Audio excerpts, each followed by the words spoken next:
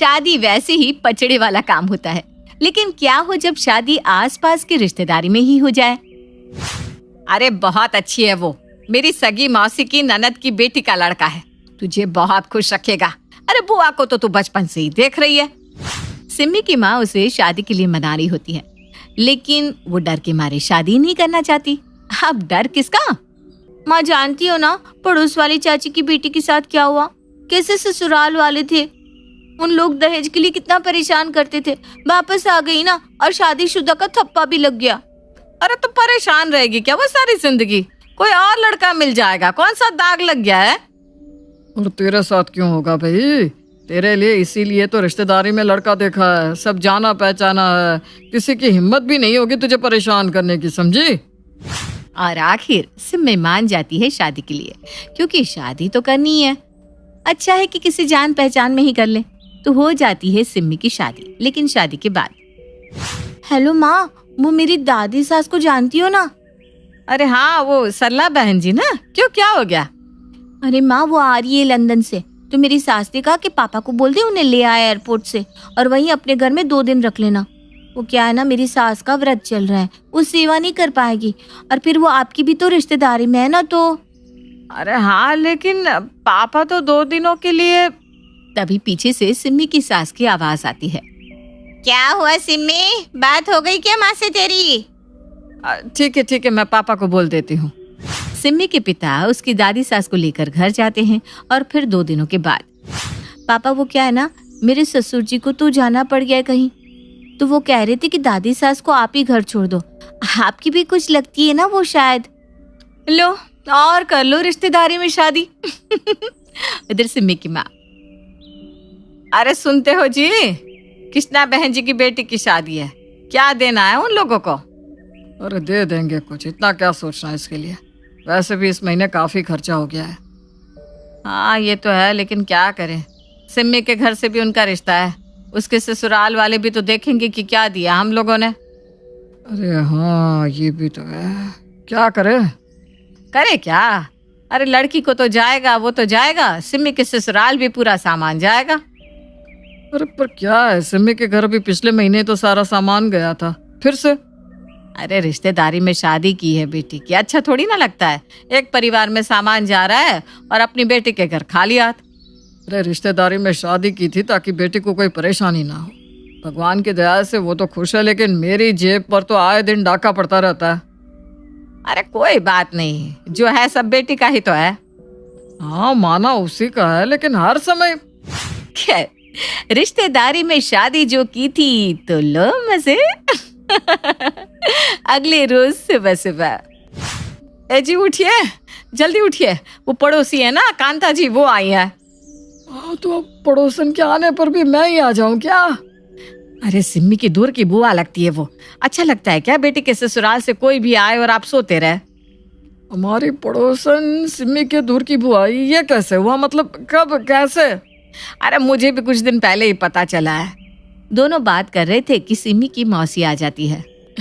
अरे साली साहिबा, कैसे आना हुआ? हम तो दर्शन के लिए ही तरस गए आपके। वाह, शुरू हो गया जीजा साली का मजाक।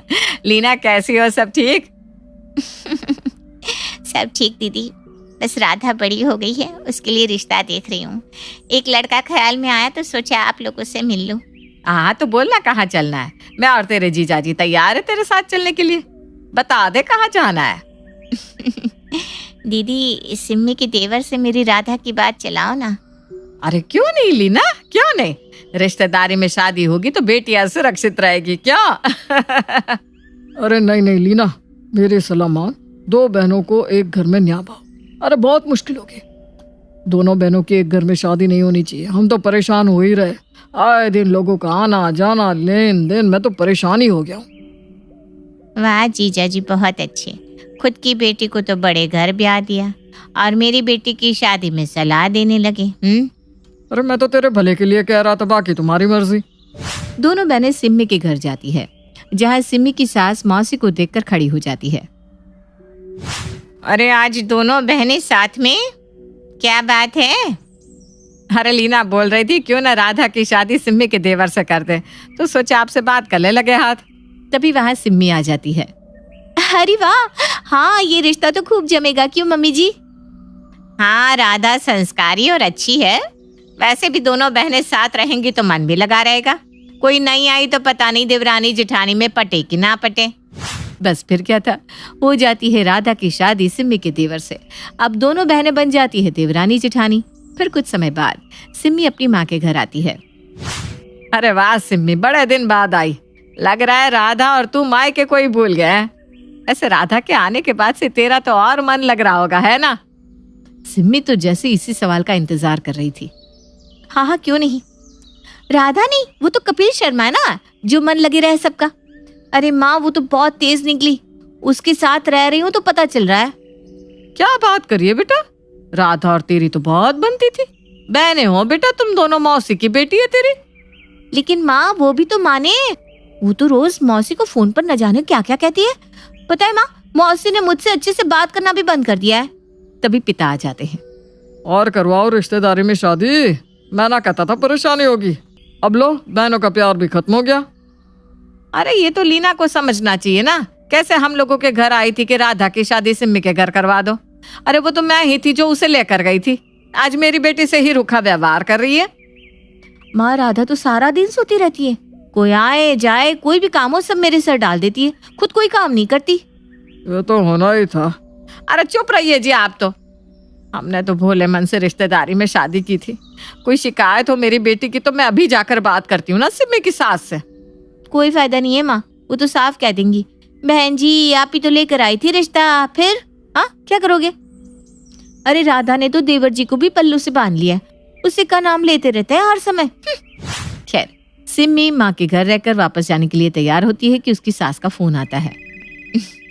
सिम्मी बेटा, वो तो माँ के घर है ना, तो उनको न्योता दे देना कि कल हम लोगों के घर पूजा है तो वो भी आ जाए। और राधा की माँ को भी बोल देना। माँ जी, मौसी को तो आप ही बोल दे। पता नहीं माँ के कहने पर वो आए कि नहीं। वैसे भी हम लोगों के घर पूजा है तो आप ही उन्हें फोन कीजिए ना। अच्छा, मैं अब घर के लिए निकल रही हूँ। सिम्मी माँ को ससुराल आने का न्योता देकर चली जाती है। अगले रोज सिम्मी की माँ और राधा की माँ यानी कि दोनों बहनें बेटियों के ससुराल जाती तो है, लेकिन अलग अलग। बेटी के ससुराल आई हो, वो भी खाली हाथ। देखो मैंने कितना कुछ खरीदा है राधा के लिए। देखो तुम राधा को समझा लो, सिम्मी की काम में मदद किया करे। वैसे तो कामचोर तुम भी थी, वैसा ही बेटी को भी बना दिया है। सिम्मी को भी तो बोलो, बहन है, बहन बनकर रहे।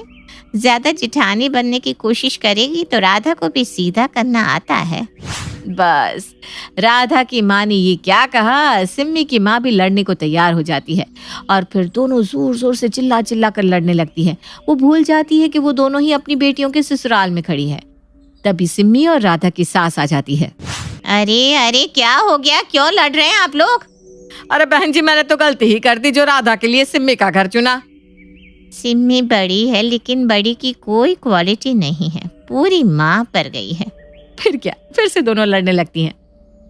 हे भगवान, कहीं भी बेटियों की शादी करो लेकिन रिश्तेदारी में ना बाबा ना। रिश्तेदारी में शादी करके तो मैं पछता रही हूँ।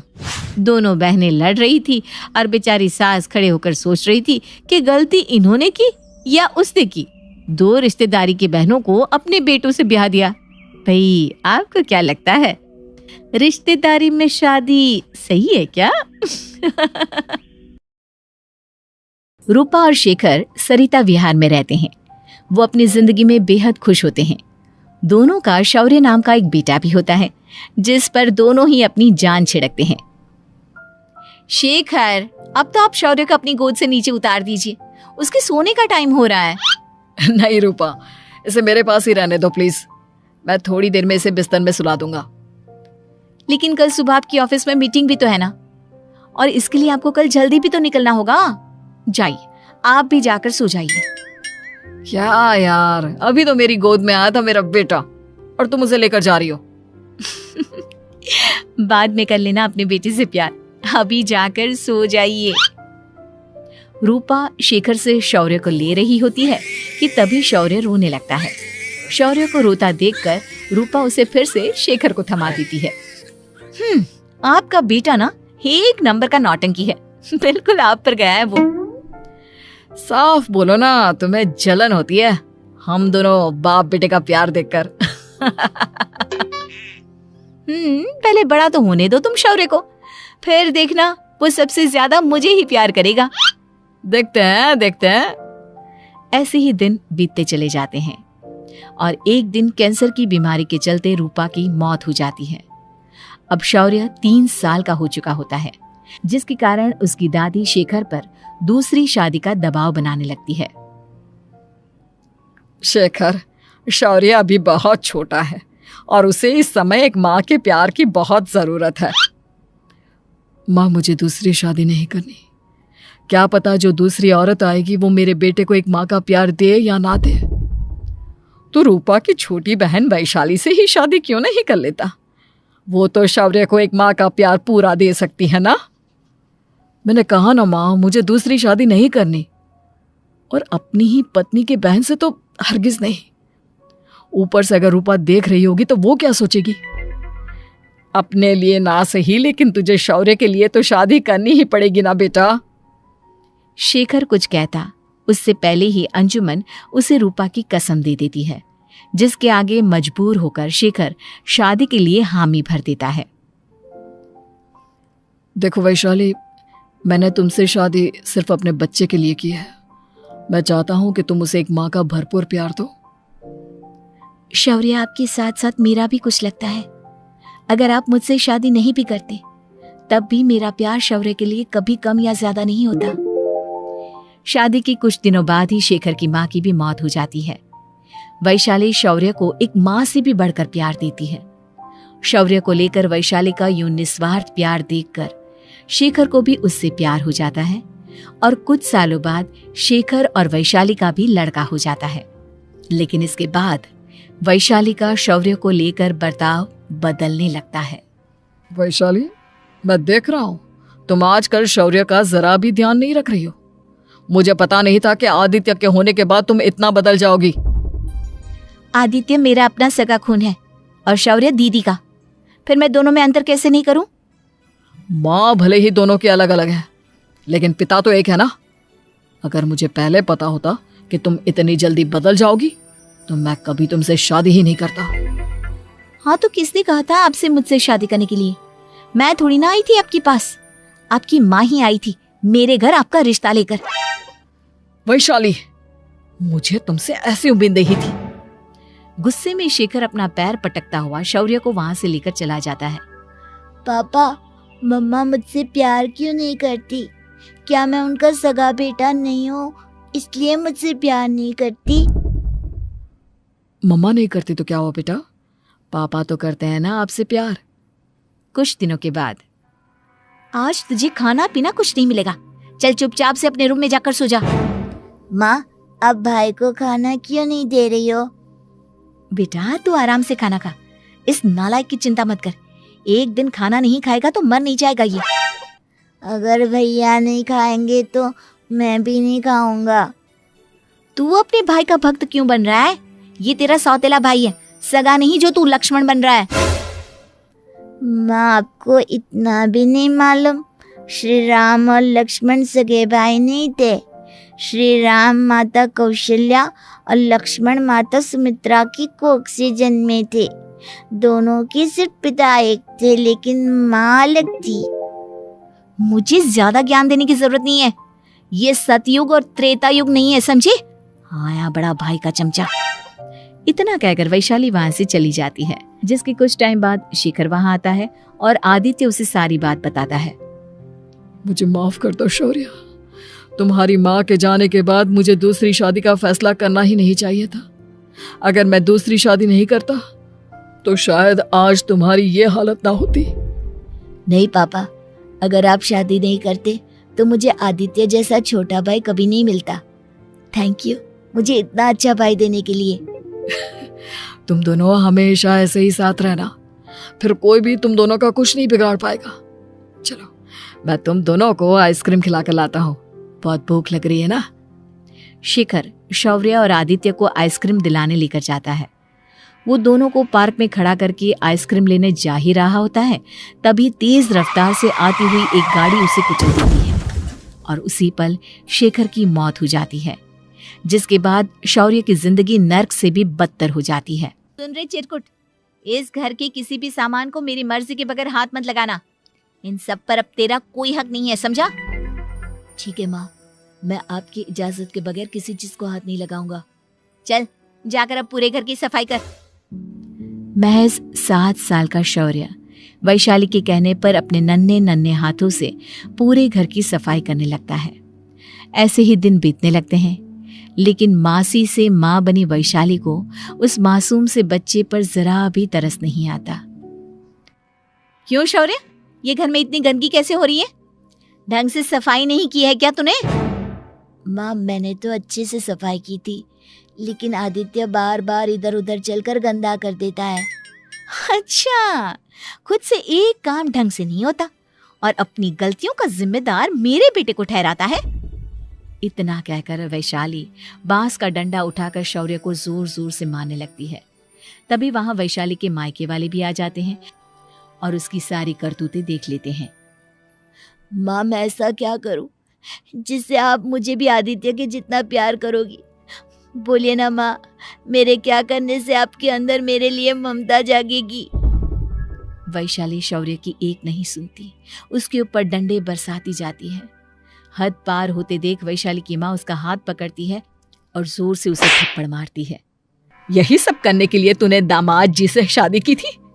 हमने सपने में भी तुझसे ऐसी हरकत की उम्मीद नहीं की थी। तू माँ नहीं, माँ के नाम पर एक धब्बा है। बस कीजिए माँ, आदित्य के इस दुनिया में आने से पहले मैंने इसे बहुत प्यार किया था, लेकिन अब जब मेरी खुद की औलाद है तो मैं किसी और के बच्चे से प्यार क्यों करूं? अरे नालायक औरत, जिसे तू किसी और का बच्चा कह रही है, वो तेरी खुद की सगी बहन का बच्चा है। बहन है तो क्या हुआ, मेरे अपने बच्चे से बढ़कर तो नहीं हो सकता ना ये कभी। अगर यही बात थी तो तू हमें पहले बता देती, हम शौर्य को अपने साथ ले जाते। उसे इस तरह प्रताड़ित करने की क्या जरूरत थी? अगर आपको लेकर जाना है ना तो ले जाइए इसे, मैं नहीं रोकूंगी। नहीं माँ, मुझे कहीं नहीं जाना, मुझे आपके साथ ही रहना है। मैं तेरी कोई माँ बाबा नहीं हूँ, तेरी माँ मर चुकी है, समझा? अब निकल जा मेरे घर से। माँ, अब बहुत गंदी हो, मुझे भी नहीं रहना आपके साथ, मैं भी भाई के साथ ही जाऊंगा। अरे तू क्यों जाएगा, तू तो मेरा सगा बेटा है, जाने दे इसे। हम यहाँ ऐश से रहेंगे, तुम्हारे पापा बहुत सारी जमीन जायदाद छोड़ गए हैं तुम्हारे लिए। नहीं माँ, मुझे भाई के साथ जाना है। आप अच्छी नहीं हो, आप बहुत बुरी हो, आप भाई को बहुत परेशान करती हो। देख वैशाली, तुझसे ज्यादा समझ तो इस मासूम बच्चे में है। ये तेरे बुरे कर्मों का ही नतीजा है, जो आज तेरी सगी औलाद खुद से तुझे ठुकरा रही है। आदित्य, तुझे इस शौर्य ने भड़काया है ना मेरे खिलाफ? नहीं माँ, मुझे किसी ने भड़काया नहीं, पर मैं सब देखता हूँ, सब समझता हूँ। भाई बहुत अच्छा है, वो आपकी जैसा नहीं है। चलिए नानी।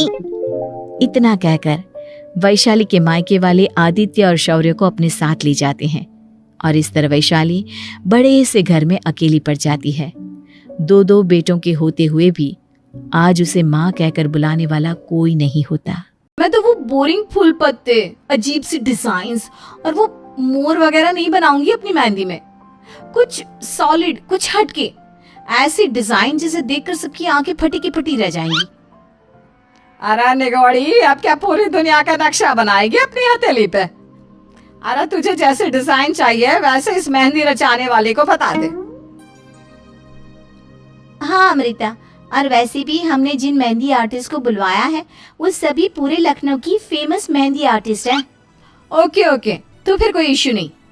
चलो चलो, अब जल्दी से जाकर सो जाओ, वरना ज्यादा देर तक जागे रहे तो आंखों के नीचे काले घेरे पड़ जाएंगे और फिर तुम दोनों भी अपनी शादी के दिन मायूस हो जाओगे, ये सोचकर कि मैं तो बदसूरत लग रही हूँ। ये कहानी है जुड़वा बहनें रिद्धिमा और अमृता की। दोनों बहनों ने अपनी पढ़ाई पूरी कर ली थी और अब उनकी शादी का समय आता है। दोनों की शादी 2 भाइयों से तय होती है, रिद्धिमा की निहार से और अमृता की मुकुंद से। अमृता बचपन से ही अपनी बहन रिद्धिमा से जलती, क्योंकि उसे सब हर चीज में, हर मामले में रिद्धि माँ से कम मानते।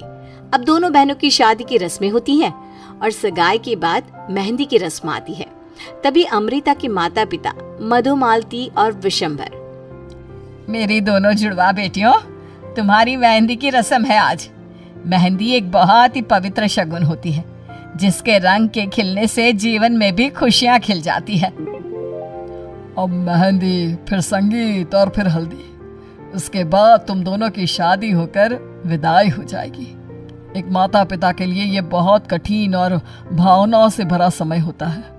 तुम दोनों भी एक ही ससुराल में जाने वाली हो, तो जैसे जीवन भर बचपन से एक दूसरे की ढाल बनती आई हो, वैसे ही आगे भी एक दूसरे की ढाल बनकर एक दूसरे का साथ देना।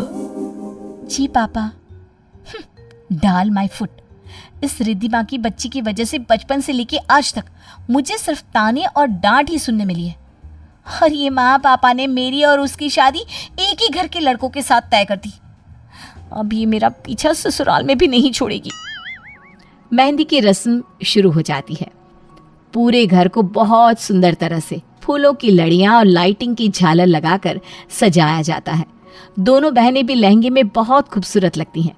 निहार और मुकुंद और उनके घरवाले भी मेहंदी लेकर आते हैं। निहार की माँ सुहासिनी और पिता सरताज मधुमालती को शगुन की मेहंदी देते हुए कहते हैं, मधुमालती जी, ये लीजिए, ये लड़के वालों की तरफ से शगुन की मेहंदी। धन्यवाद सुहासिनी जी। अरे वाह, दोनों बच्चियां कितनी सुंदर लग रही हैं। और निहार और मुकुंद भी बहुत हैंडसम लग रहा है इन कुर्तों में। थू, नजर ना लगे किसी की हमारे बच्चों को। चलिए फंक्शन शुरू करते हैं। सभी औरतें ढोल बजाती हैं और नाच गानों के साथ फंक्शन शुरू होता है। लेकिन मेहंदी बनाने वाली लड़कियां गलती से अमृता की हथेली पर उसकी बहन रिद्धिमा के मंगेतर निहार का नाम लिख देती है और रिद्धिमा की हथेली पर अमृता के मंगेतर मुकुंद का नाम लिख देती हैं। दोनों जुड़वा बहनों का ध्यान नाच गानों में रहता है और इसी के चलते उनकी इस सब पर नजर ही नहीं जाती।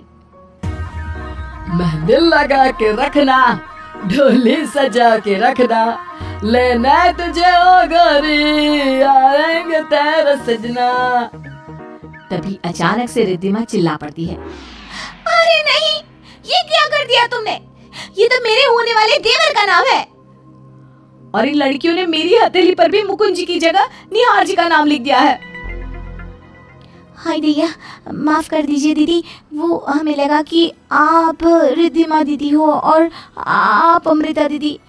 दोनों की शक्ल सेम है ना, इसलिए। अब आप दोनों जुड़वा हो इसलिए ऐसा हुआ। तहे दिल से माफी चाहते हैं। मधुमालती जी माफ कर दीजिए। ओफो, अब ये अनर्थ तो कर दिया। अब माफी मांग के क्या फायदा? मेरी दोनों बेटियों के देवरों का नाम लिख दिया, गधेड़ी कहीं की। अरे पूरे लखनऊ में तुम्हें किसने फेमस बनाया? जरा उस कलमुहे का नाम तो बताओ। मधुमालती जी रहने दीजिए ना, अब क्यों खामखा इन पर चिल्लाना। जाहिर सी बात है, ह्यूमन नेचर है, कोई भी कंफ्यूज हो ही जाएगा। हाँ, और वैसे भी ये रस्में और रीति रिवाज तो बस कहने और करने वाली बातें हैं। मेहंदी है, कुछ दिन बाद रंग चला जाएगा। अब ये फसाद यहीं पर निपट जाता है। फिर रात में जब अमृता अपनी सहेलियां कनिका और टीना से एक आइसक्रीम स्टॉल पर मिलती है, तब यम, क्या आइसक्रीम है यार यहाँ की। बात तो सही कही तूने कनिका। अब से ना मैं यहाँ रोज आया करूंगी।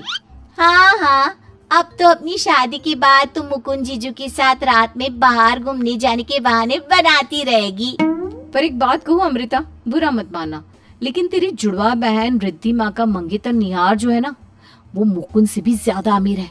बहुत सारे पैसे कमाता है, वो एक बड़ी पोस्ट पे है। लेकिन मुकुंद, वो तो बस ढीला ही है। क्या? लेकिन तुम्हें ये सारी निजी बातें कैसे पता? अरे यार, हम दोनों तो तेरे होने वाले ससुराल के सामने की गली में ही तो रहते हैं बहन। अपनी सहेलियों की इन बातों को सुनकर अमृता गुस्से से आग बबूला हो जाती है और घर जाकर वो सोचने लगती है, वाह, मतलब रिद्धिमा की शादी होगी उस अमीर निहार से जो इतनी अच्छी जॉब करता है, और मैं उस मुकुंद से शादी कर लूं। माँ और पापा भी ऐसे ही हैं, दोनों बस रिद्धिमा का अच्छा देखते हैं और मेरा बुरा। नहीं, पहले ही इस लड़की ने मेरी आधी जिंदगी बर्बाद कर रखी है और अब फिर से मैं उसकी शादी उस निहार से होते हुए नहीं देख सकती। रिश्ता पक्का करते वक्त सुहासिनी आंटी ने और उन दोनों भाइयों ने बहुत मक्खन लगाकर कहा था कि दोनों भी अच्छी नौकरी करते हैं। शादी के बाद जब रिद्धिमा महंगी साड़ियां, सोने के गहने और पूरी अमीरों की तरह हो जाएगी उस निहार के साथ, तब तो मैं जल जल कर सच में राख हो जाऊंगी। कुछ तो करना पड़ेगा। तभी सोचते हुए अमृता की नजर आईने में अपने आप पर जाती है और अपनी शक्ल को देखकर अमृता अचानक से मुस्कुराकर कहती है, वाह क्या आइडिया है। चलो, आखिरकार लाइफ में पहली बार जुड़वा होने का कुछ तो फायदा होगा। वैसे भी जाने अनजाने में ही सही, किस्मत ने निहार का नाम मेरी हथेली पर लिखवा ही दिया है। अब जब निहार जी के नाम की मेहंदी रची है तो अब शादी भी निहार और अमृता की ही होगी। मंडप में घूंघट की आड़ में निहार जी के बगल में बैठ जाऊंगी और सबको लगेगा कि मैं अमृता नहीं रिद्धिमा हूं। हल्दी की रस्म के बाद शादी के दिन मंडप में दोनों दुल्हन घूंघट में मुंह छुपाए रहती है और दोनों दूल्हे भी सहरा बांधे हुए रहते हैं, जिससे उनकी भी शक्ल सहरे के पीछे छुप जाती है। और इसी का फायदा उठाकर रिद्धिमा से पहले अमृता निहार के बगल में जाकर बैठ जाती है और फिर पंडित जी मंत्रों का उच्चारण शुरू करते हैं और वरमाला और 7 फेरों के बाद दोनों जुड़वा बहनों की शादी हो जाती है। विवाह संपन्न हुआ। अब ये दोनों जोड़े सदा के लिए शादीशुदा जोड़े बन चुके हैं। अब दुल्हनों अपना अपना घूंघट उठा लो और दुल्हों तुम भी अपना सहरा उठा लो और बड़े बुजुर्गों का आशीर्वाद ले लो। लेकिन जब चारों अपना घूंघट और सहरा उठाते हैं तब उन्हें देखकर सभी चौंक जाते हैं। रिद्धिमा जी आप? मुकुंद जी आप? अमृता तुम यहाँ, ये कैसे हुआ? और अमृता नाटक करती है, ओ नो ये क्या हो गया? अरे बाप रे, फिर से दोनों बहनों के जुड़वापन की वजह से ये घोर मुसीबत खड़ी हो गई। लेकिन यजमान, यूं हथेली पे गलती से नाम की मेहंदी रच जाना और अब यूं इस तरह जाने अनजाने में हुई भूल के कारण दोनों बहनों की और दोनों दुल्हों की अदला बदली, ये कोई गलती नहीं, ये तो स्वयं ऊपर वाले का इशारा है। अब विधि विधान से जो हो गया है उसी को स्वीकार कर लीजिए, क्योंकि ये जोड़ियां किस्मत ने मिलाई है। हाँ पंडित जी सही कह रहे हैं। अब शादी हो गई है तो इसी को स्वीकार कर लेते हैं। वैसे भी ये अरेंज मैरिज है, लव मैरिज होती तो सोचा जाता। बच्चों, इसी को नियति का इशारा समझो और अपनी नई शुरुआत करो। अमृता मन ही मन बहुत खुश होती है। ये फाइनली मेरी शादी निहार से हो ही गई। जिंदगी भर तो किस्मत को मुझ पर कभी दया नहीं आई, लेकिन अब मेरी शादी के वक्त किस्मत फुल ऑन मुझ पर दया बरसा रही है। अब ये रिद्धिमा रहेगी इस बेवकूफ मुकुंद के साथ और मैं रहूंगी रानियों की तरह अपने निहार जी के साथ। रिद्धिमा, मुकुंद और अमृता निहार दोनों भी ससुराल जाते हैं और खुशी से रहने लगते हैं। लेकिन शादी के 3 दिन बाद अचानक से निहार जी की जॉब छूट जाती है। हाँ, मेरी कंपनी बंद हो गई है। हमारे बॉस की डेथ के बाद अब उस कंपनी का मालिक कोई नहीं रहा। अब मेरी जॉब छूट गई है। क्या? अब क्या होगा? अब तो भगवान ही जाने। अरे नहीं, जिस बुनियाद पे मैंने इस निहार से शादी की थी क्योंकि ये अमीर था, लेकिन अब तो इसकी जॉब छूट गई। नहीं, ये मेरे साथ ही क्यों होता है?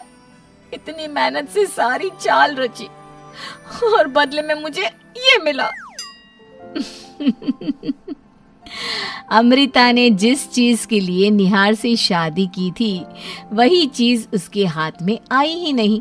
और दूसरी तरफ रिद्धिमा और मुकुंद अपनी नई शुरुआत करते हैं और थोड़े में ही सही लेकिन दोनों एक खुशहाल जिंदगी बिताते हैं और अमृता अपना सर पीटते रह जाती है।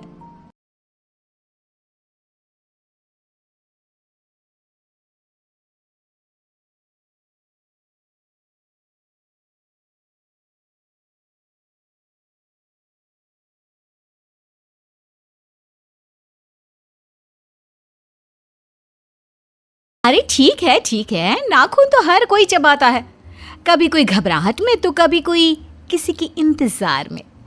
लेकिन हमारी आज की बहू वो तो माँ माँ। सभी ननद को रोता देखकर एक जगह आ जाते हैं। अरे क्या हो गया? क्यों बच्चों की तरह रो रही है? पैसे गिरा दिए क्या जो कल दिए थे? क्या हो गया मेरी गुड़िया को? बुरा सपना देख लिया क्या? अरे क्या हो गया? तेरा कोई लड़के वड़के के साथ चक्कर तो नहीं है ना? सभी ननद को रोता देखकर परेशान थे, लेकिन भाभी, अरे भाभी कहाँ है? हाय रे, आज तो पक्का ये लोग मुझे घर से निकाल देंगे, क्या करूं? घबराकर बहू अपनी उंगली को मुंह में डाल देती है। हे भगवान, अब तो नाखून उगने ही जैसे बंद हो गया है। उधर कमरे में माँ सब कुछ भी बोले जा रहे हैं। अरे समझो तो सही, मैं क्यों रो रही हूँ? मैंने कोई बुरा सपना नहीं देखा, लेकिन आँख खुलने पर बुरी हकीकत देख ली है। और भाई, निशा नाम है मेरा। मैं लड़कों के लिए नहीं रोती, लड़के मेरे लिए रोते हैं, समझा? अरे हो गया तो अब बता कि रो क्यों रही है? क्या हो गया था? पापा, आपने जो कल पैसे दिए थे ना, मैंने उन पैसों से नकली नाखून लगवाकर नेल आर्ट बनवाया था। लेकिन ये देखिए देखिए, सारे नेल्स जैसे चूहे ने कतर दिए। पापा, न जाने किसने मेरे प्यारे और महंगे नाखून को खा लिया। बहू अंदर से सारी बात सुन रही होती है। वो समझ जाती है कि ननद को पता ही नहीं है कि उसके नाखून किसी और ने नहीं बल्कि भाभी ने खाए हैं। नकली थे? हाँ, तभी मैं कहूँ कि वो बात क्यों नहीं आ रही जो पहले आया करती थी। असली तो असली ही होते हैं, वैसे इतने बुरे भी नहीं थे।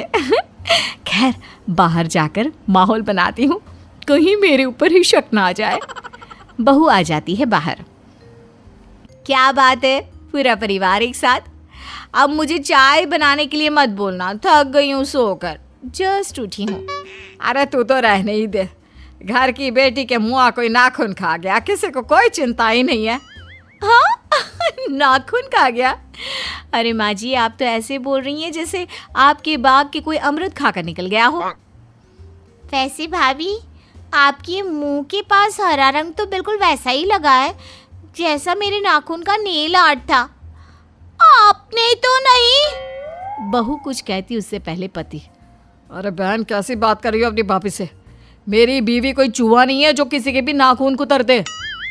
हाँ नहीं तो क्या, वैसे भी नकली नाखून नहीं खाती हूँ मैं। अरे पर तुझे क्या पता था कि वो नकली है? हाँ नहीं तो क्या, वैसे अपना सूट सिल रही थी तो धागा मुंह से तोड़ा था, वही हरा रंग फेस पर लग गया होगा। पर आप तो बोल रही थी कि आप सोकर आई हैं। हद है, सोचा चलो सारा परिवार साथ है, चाय पकौड़े बना लेती हूँ, लेकिन नहीं, तुमको तो सीआईडी खेलना है ना, तो चलो पहले चोर पुलिस से खत्म कर लेते हैं। हाँ बिटिया, जा तू चाय पकौड़े लेकर आ।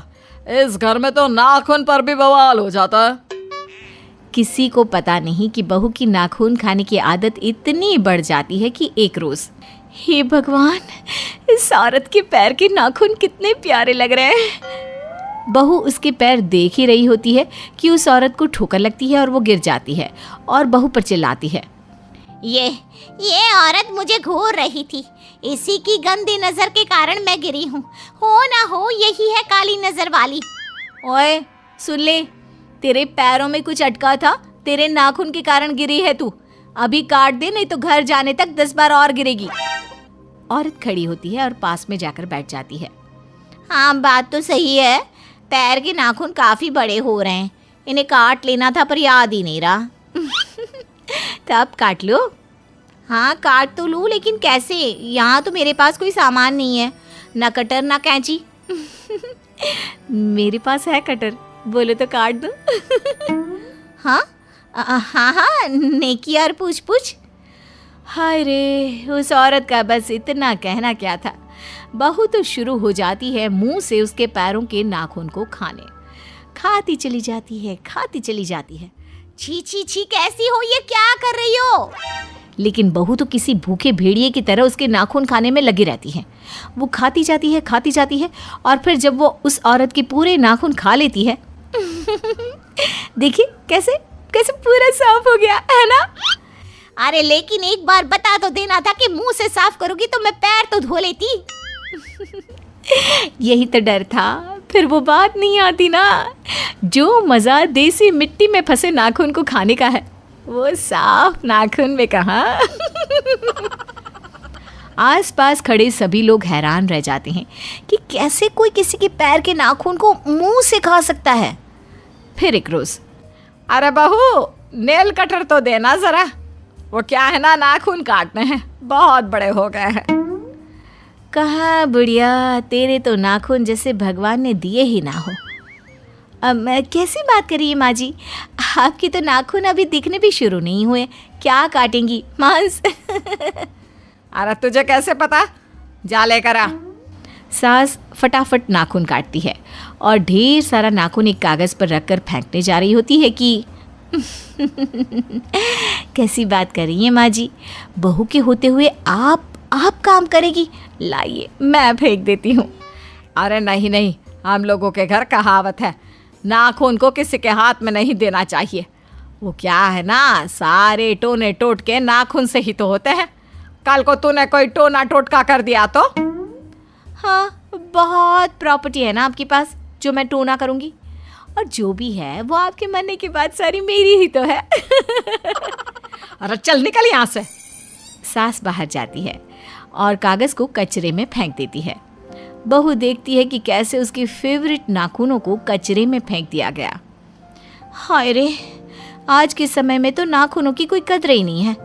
अभी उठाने जाऊंगी तो सासू माँ को पता लग जाएगा। एक काम करती हूँ, सबके सोने के बाद जाऊंगी। बस फिर क्या, रात होती है और बहू निकल जाती है टॉर्च लेकर नाखून की तलाश में कचरे के ढेर में। रात को बहू मोबाइल की टॉर्च में ढूंढ कर नाखून खा रही थी कि तभी एक कुत्ता आ जाता है और वो भी कचरे में मुंह मारने लगता है। ओए हट हट! वो कुत्ते को जोर से डंडा मारती है जिससे वो कुत्ता चिल्लाने लगता है। ओए चुप चुप चुप, प्लीज चुप, नहीं तो सबको पता चल जाएगा। तभी आसपास के मोहल्ले के लोग भी आ जाते हैं और घर वाले भी बाहर आ जाते हैं। अरे ये तो वही है ना जिसका वीडियो वायरल था, एक औरत के पैर के नाखून खाने का। ये यहाँ क्या कर रही है? ये यहाँ कचरे से नाखून चुन कर खा रही थी। मैंने वीडियो बनाया है, कल इसे वायरल करूँगा। तभी पति उस लड़के का मोबाइल लेकर तोड़ देता है। ये सब क्या है? ये देखिए भैया, आपकी बीवी नाखून खाती है, देखिए। मैंने आज दिन में नाखून काट कर यहीं कचरे में फेंके थे। हाय रे बहू, छी! मुझे माफ कर दीजिए, मेरे कारण आप लोगों की बेइज्जती हुई है। मैं आपसे कभी नाखून नहीं खाऊंगी।